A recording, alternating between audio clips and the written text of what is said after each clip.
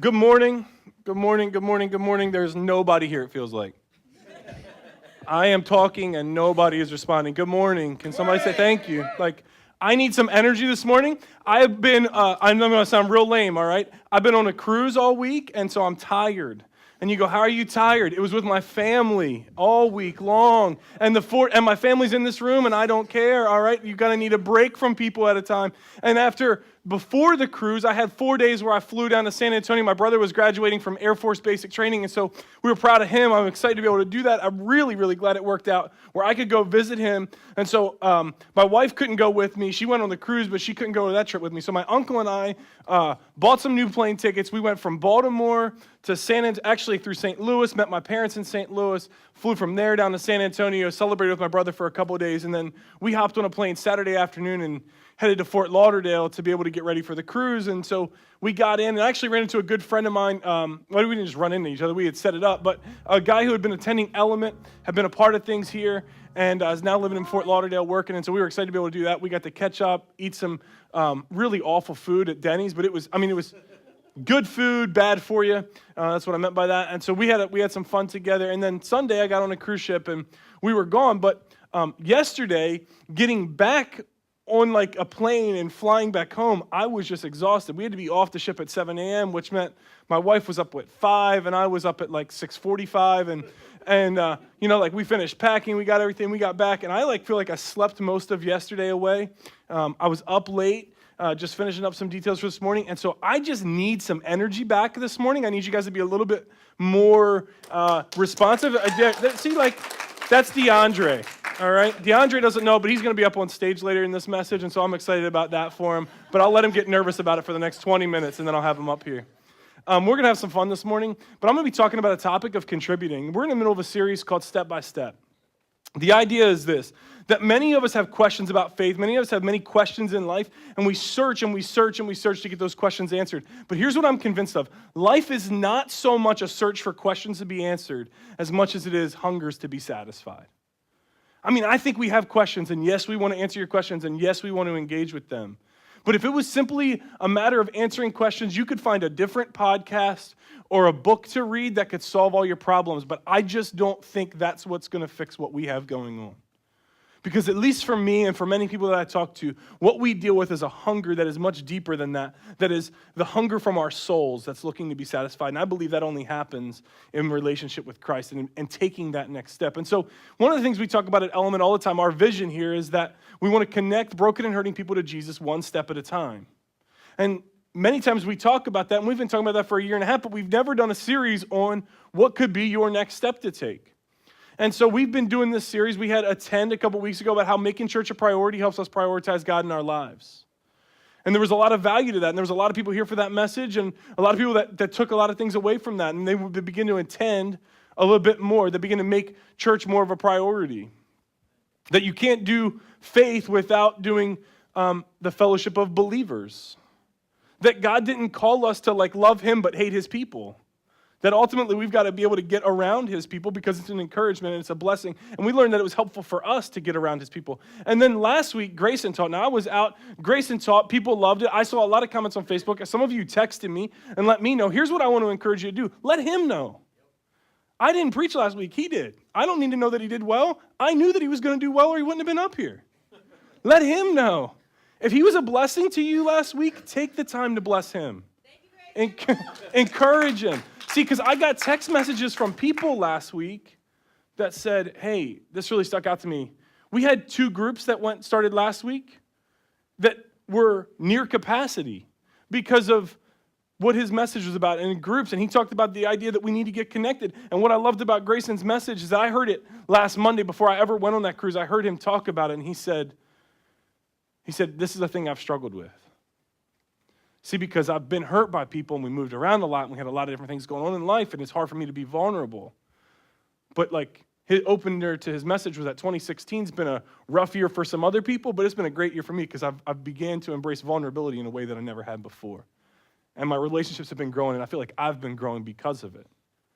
And he encouraged people to get real and get in a group because, listen, it's great to come in on Sunday morning, it's great to attend, but if we can get in a group and actually do life together, I believe we'll grow a lot faster and go a lot further.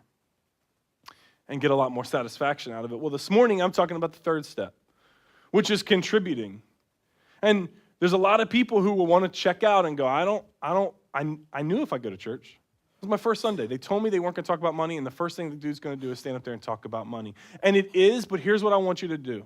Here's what I want you to know. This morning's message is relevant to you whether you ever give here or not. My goal for you is that not that you would give to Element this morning. I'm not even going to ask you to. If you decide to, you would put in the popcorn bucket on your way out. Great. God will not love you more or less if you drop something in the popcorn bucket on the way out. His grace is far more sufficient for you than how much you can give. His grace is far more sufficient for you than what you decide to give. But I want to teach some things that Jesus taught us about money. And this morning, ultimately, I want to address two different myths that are in Scripture. One about money and one about how we spend our time and serve.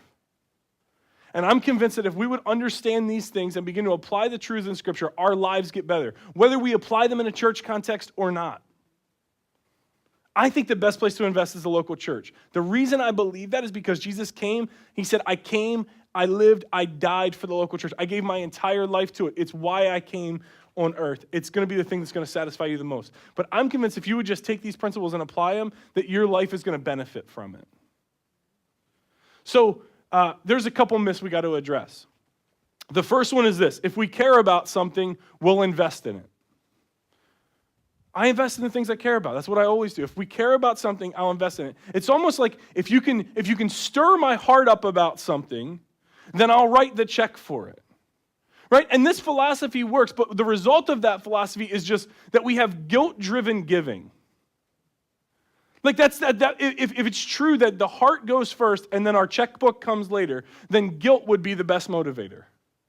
And we would just take kids. I remember Dane Cook, and I can't encourage you to go look it up because Dane Cook's got some language that I'm not going to use from stage. But he had this whole thing about how like you have the guy with like the little kid sitting there, and if you could get like that little kid like photoshopped and like CGI'd into like the shows that you watch, like I'm still hungry.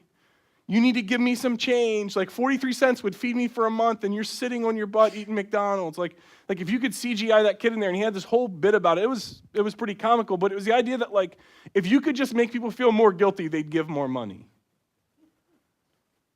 See, like we have that. Like our society loves to do guilt-based generosity. I just don't think that's what Jesus intended for us. If you don't believe about our society, we have some songs in our society that begin to spark some things for people, and here's one of them.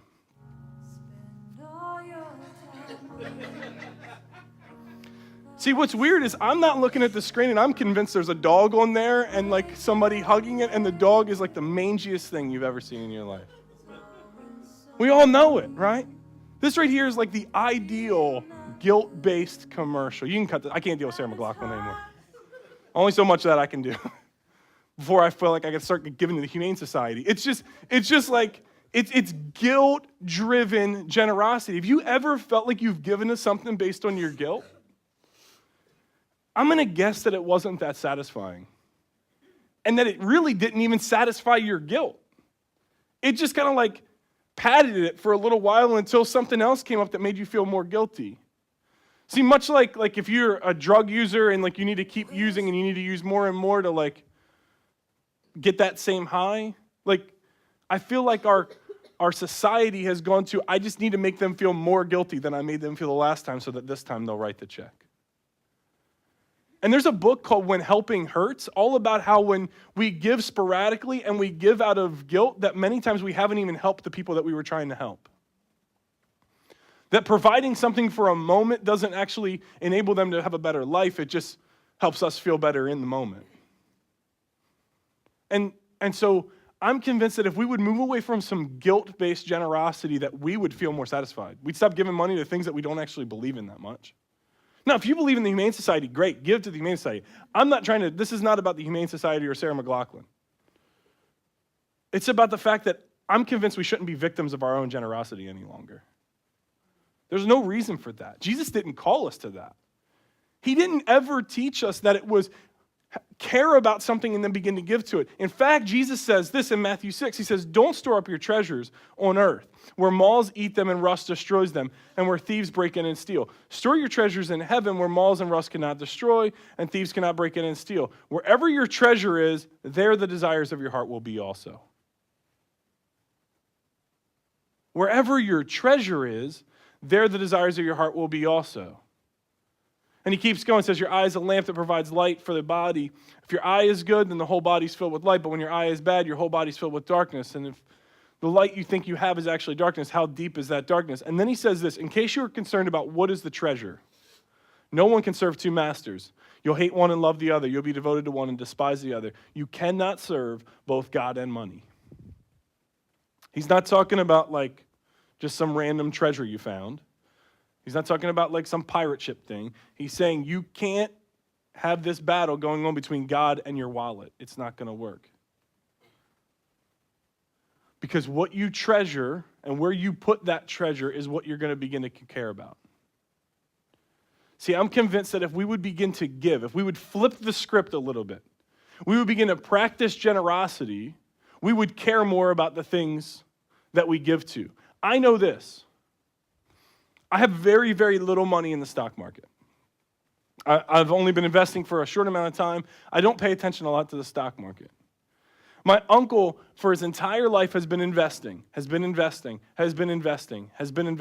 He gave, he sacrificed, he gave up some things that he wanted to have in order to be able to give himself a better life, and ultimately that inheritance goes to me, so it's going to be a blessing to me. I am affected by his sacrifice. But I am not consumed with the information that he gets consumed with. See, when he had money in the market, he checked the market every single day. It wasn't because he cared about the market, it was because he cared about his investment. You see that? Like, he invested something and his heart followed it. His emotions followed his treasure. My emotions didn't follow his treasure, it follows my treasure. The things that I invest in, the places that I invest. I care how is our kids director doing because I'm invested in our kids director being on staff here. I care about how is Savannah doing up in Milwaukee ministering to people with the ministry of crew because I'm invested in what Savannah's doing, ministering to people, sharing the gospel in a city far, far from me. I care about what Rick and Shauna, friends of mine who live in East Asia, are doing because I've invested in their ministry. And if you guys step outside of ministry context, I care about the things I invest in. It doesn't matter what it is. I care about where I put my money because I earned it and I did something for it and I'm sacrificing to give it away. I don't have unlimited funds. If you guys do, congrats. But I'd encourage you still practice generosity because your heart will begin to follow your treasure. And you go, well, I don't feel like I can give much. I don't know that I even have anything to give. I don't think you understand the financial situation I'm in, or you wouldn't be talking to me about giving. Because I can't really do giving. I don't have disposable income. Listen, I want to talk to you specifically. If you're somebody who's been struggling financially, let me say something. We have a group that kicks off tomorrow night called Financial Peace. It's in North Laurel at Dave and Jen's house. That's my in-laws. Some guys that are part of our setup team and a lady that's in our kids ministry are helping lead that group. They're going to be doing it together. But Financial Peace is set up to help you beat debt and build wealth. Both, not just one. To beat debt, if that's where your struggle is, and to build wealth, if that's what your issue is. It's going to help you out financially. I believe it's the best group you can get in and be a part of if finances are a struggle for you. Let 2017 be the year that you get your finances in order. Whether you ever use it to give to Element or not, I'm okay with that. But let 2017 be the year that you decide to get your finances in order and begin to do them God's way. I'm convinced you'll be much more satisfied in life if you would just begin to do that. But I want to give you a couple things on giving, and then we're going to move on to serving. So here's the thing I want you to understand. Strategic givers who have a plan and prepare give far more than emotional, sporadic givers. And so I want to give you three strategies you can use to be able to prioritize generosity, or 3 ways to be more generous. The first one is to prioritize generosity. In Proverbs 3, it talks about giving God your first fruits. All throughout Scripture, we see that the tithe is the first thing that comes out. As a staff here, we ask that our staff gives back a tithe, which is just 10% of what they make, to support the work of the ministry that we're doing here. It's part of following God's example. Jesus talks about money more than he does faith. He talks about money more than he does many topics. Like it's a topic that's all throughout Scripture, but he encourages people to prioritize generosity. And so I want to encourage you this morning just to prioritize being generous. The second thing I want to encourage you to do is to do percentage generosity. See, the average household that makes $50,000 a year gives away 6% to charity. And the thought is, I'll give more when I have more. Like when I make more and there's more in the bank, then I'll be more generous. But that's not true because the household that averages $200,000 a year gives away just over 3% of their income. And ultimately you go, well, that's more dollars, but it is being less generous. See, at Element, we measure what people give so that we can give you back like giving reports and records and things like that for taxes. We don't measure it in how valuable you are. The people who have written the biggest checks are not the most valuable people to us.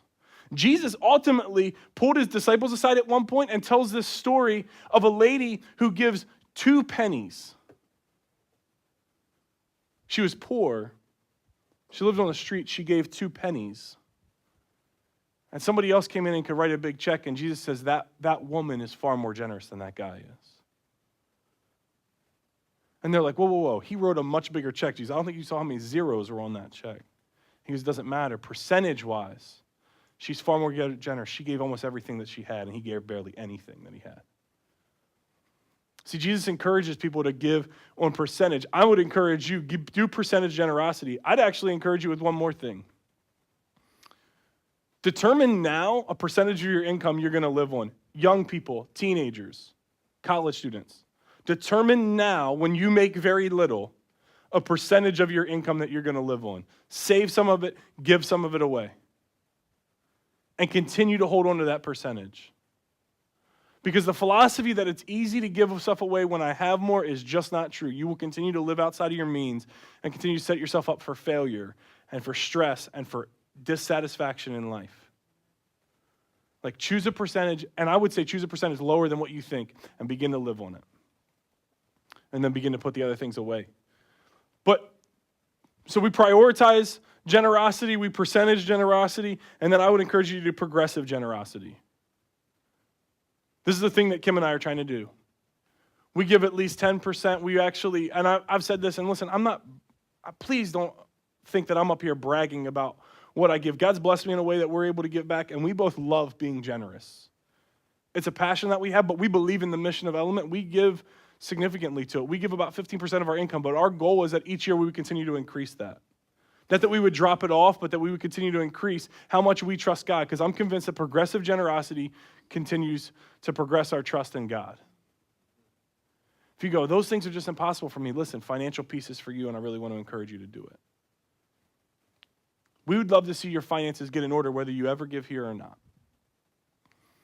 But I'm convinced that if you would begin to give to some things, your heart will follow. See, the Bible says that God wants to give you the desires of your heart. And for many of us, I think our desires are off. I think when we start to give to the things that we want to care about, our heart begins to align to that. And we begin to get satisfied in ways that we never expected. So I'm actually going to ask DeAndre to come up here.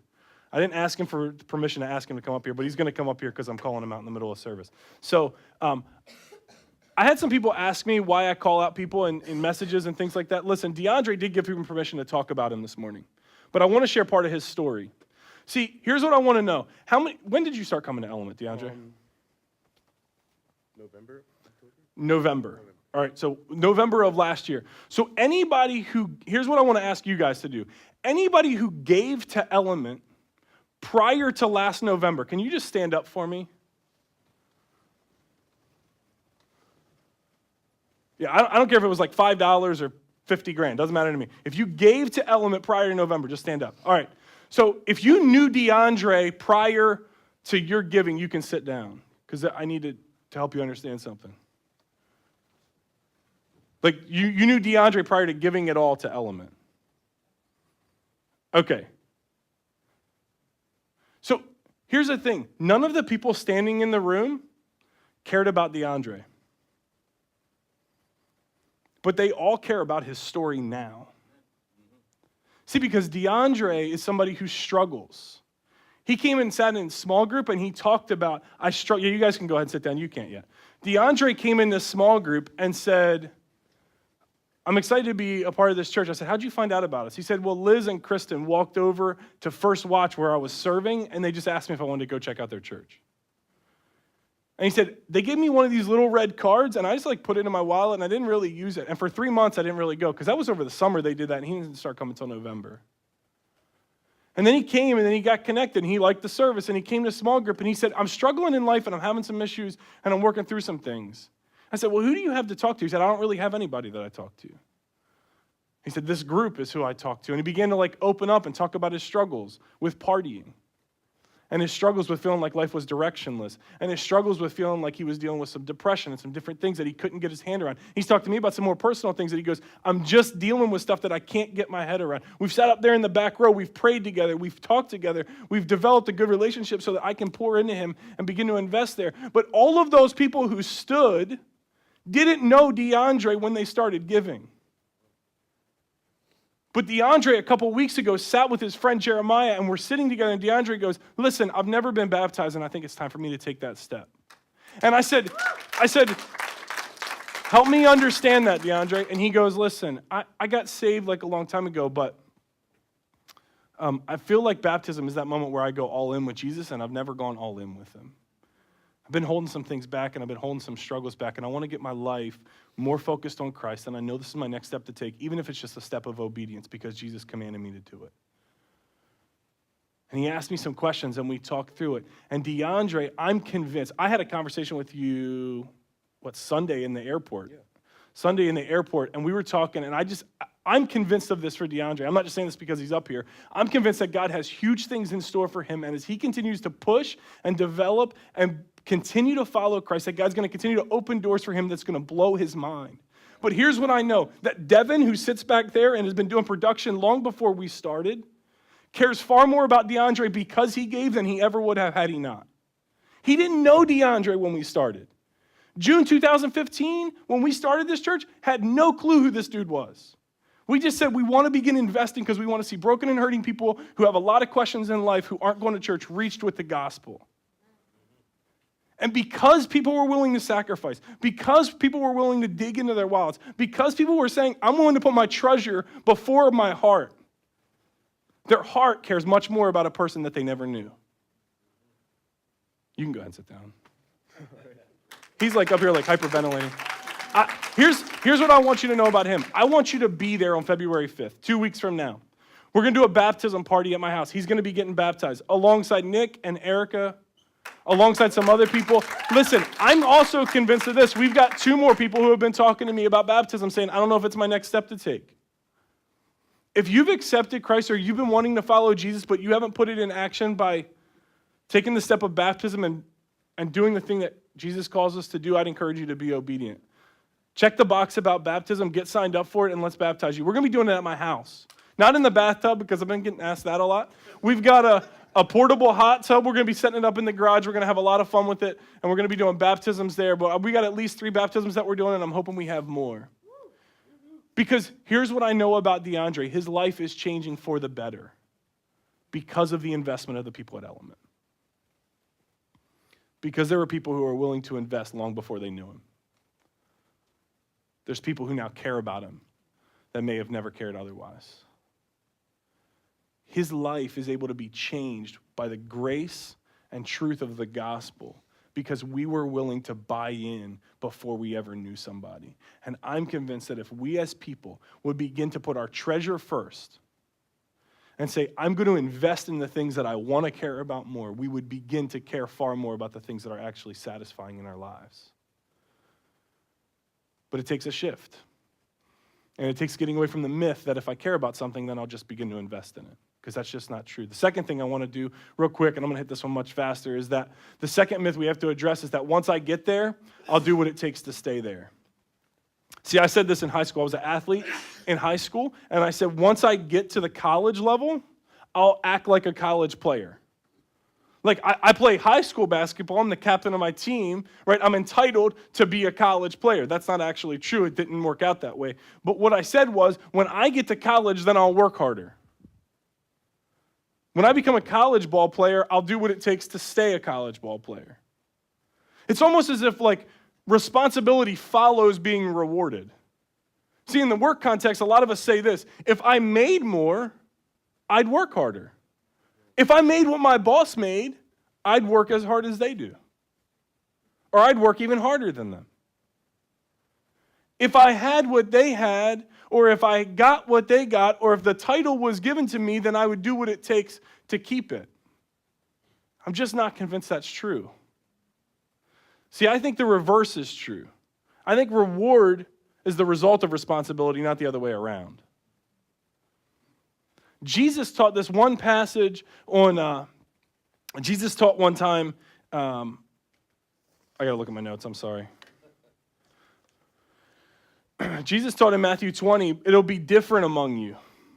Whoever wants to be a leader among you must be your servant, and whoever wants to be first among you must become your slave. Even the Son of Man, which is a reference to Jesus referring to himself, came not to be served, but to serve others and give his life as a ransom for many.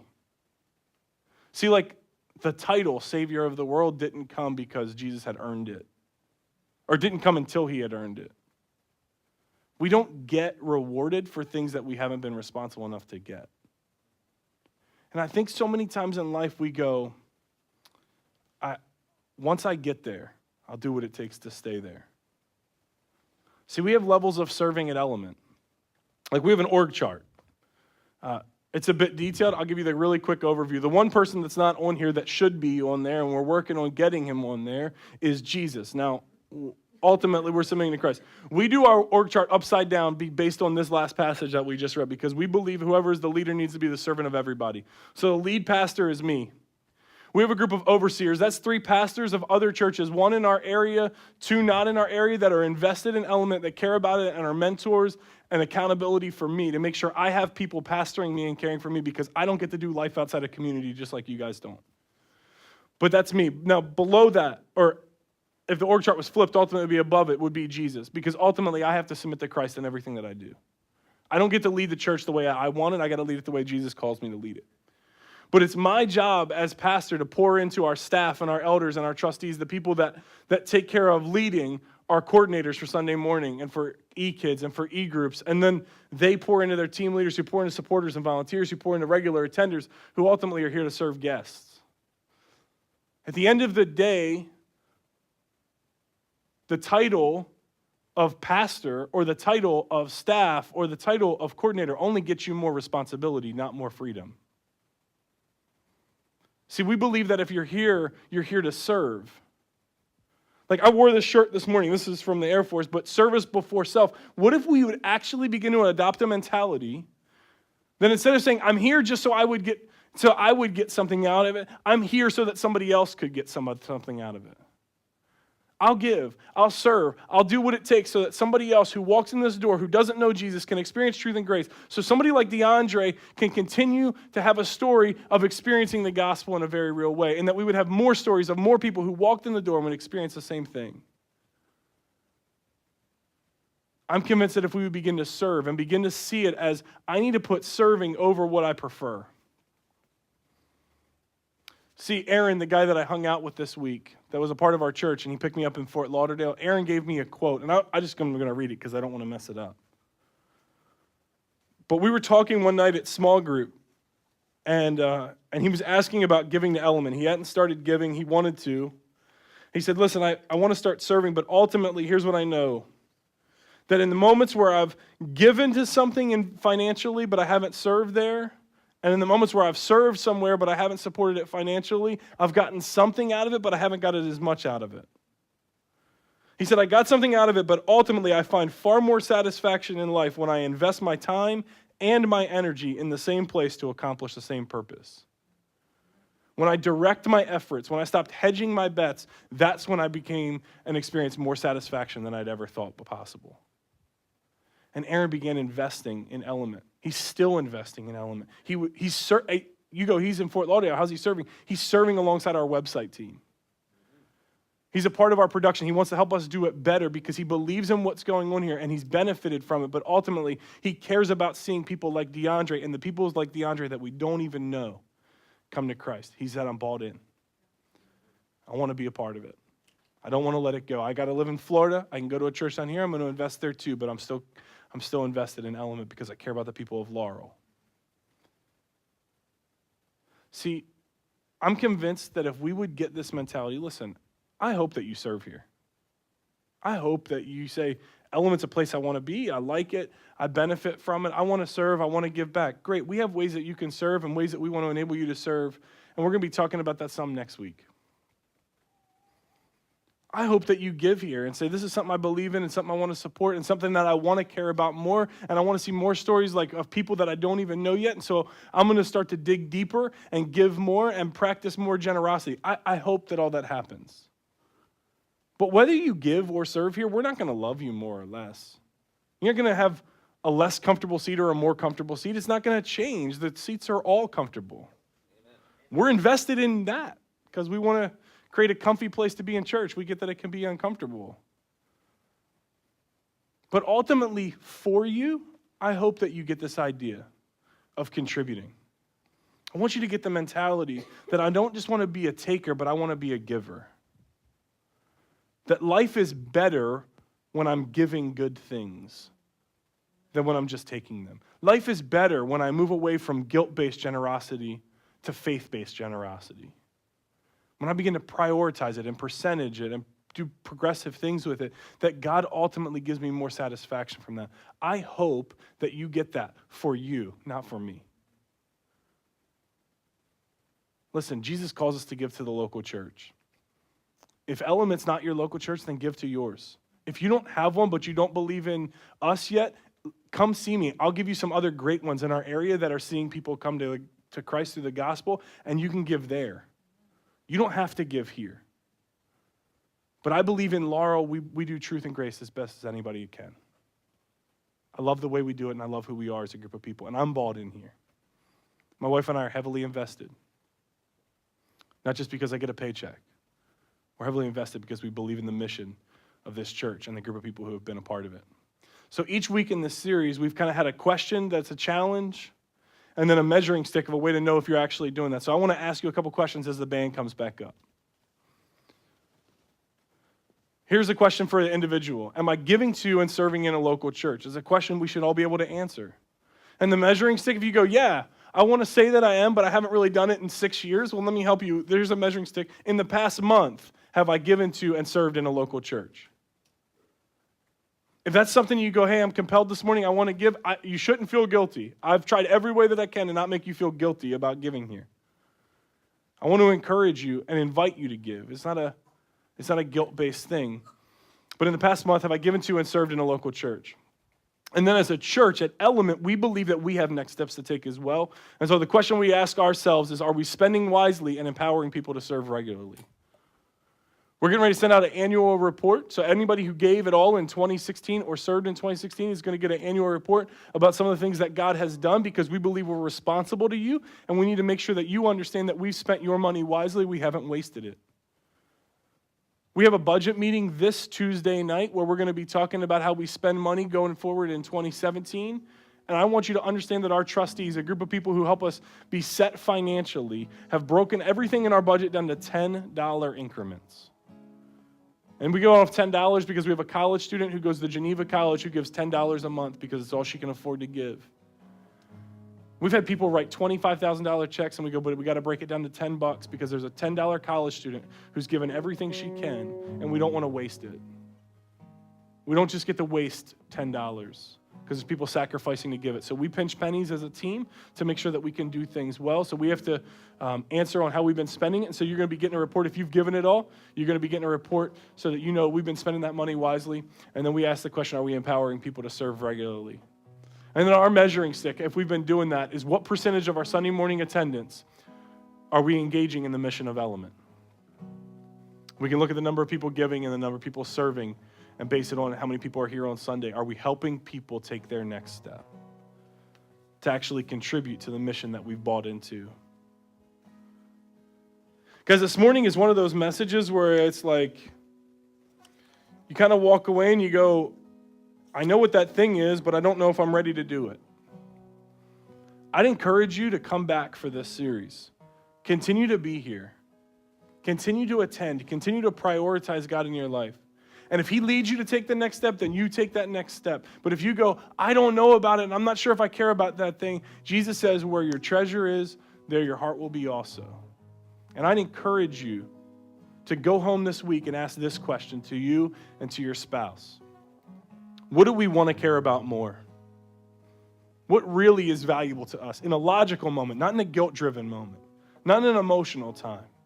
What do we really care about? And what do we want to invest in? And then begin to invest there, and you'll see your emotions follow it. It's what Jesus taught us to do. And I'd encourage you to do it this morning. Let me pray for you. God, I thank you for who you are. I thank you for the way that you love us. God, I thank you that whether we give or not, you're going to love us either way. That we don't buy our way into another level of heaven.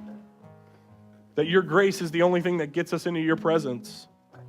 And so, God, I pray that this morning, whether we give or not, Lord, I pray that we would be receptive of your grace, that we would understand that we are accepted and loved and cherished by the God who is so much higher than us. So God, I thank you for all that you do. I thank you for the way that you love us. I thank you for the sacrifice and the investment that you made in us by sending your son to die on a cross so that we could be forgiven. God, you gave before we ever could. So help us to give back to you this morning and be glorified in everything that we do. It's in your name I pray. Amen.